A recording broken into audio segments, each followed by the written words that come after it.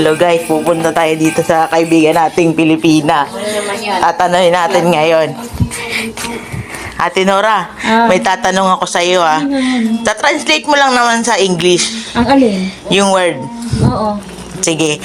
Pag na-translate mo, lilibre kitang roasted. Okay?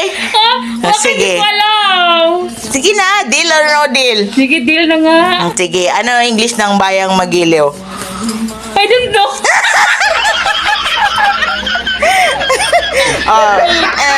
Wala, talo kayo, hindi kita libre ng roasted. Kaya nga, I don't Day Linda. Hindi mo alam?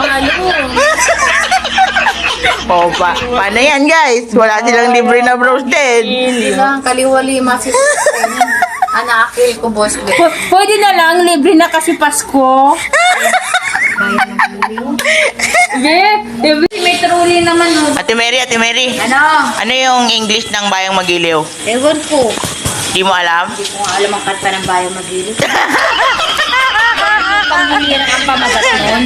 Ha? Lupang hinirang ang pamagat ng bayo. Kaya nga, ano nga yung ano nun, yung English ng bayang Magiliw? Ano, Ate Gemma? National anthem? Hindi, mali. Hindi ko nga alam hindi kami marunong. Hindi ko nga alam kantahin niya ng buo. Bayang Magiliw. Ano, Ate Gemma? Hindi kami marunong, hindi kami makabayang, sorry. Land of Glory. Land of Glory? Sabi? Ano, April? Land of Glory for the Saudi. Land of Glory? Saudi na pala ngayon yung Pinas. I stay here in Saudi because in Philippines, napid pulos.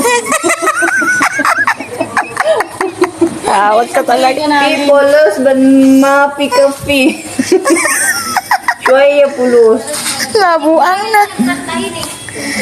Alam ko kasi naman. Ano? Ayun, lupang hinirang sa mga nun, diba? Lupang hinirang?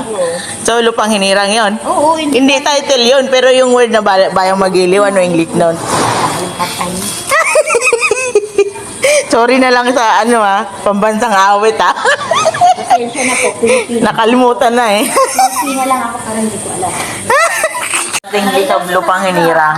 The English of lupang hinirang is land of the owner. My land, your land. Our land. Next. Yun Wrong, na. you're wrong. I don't know. Ano nga? Tell me. Another word. My land. Walang clue. Finland. Ayan. Oh, Free meron. land. Wala.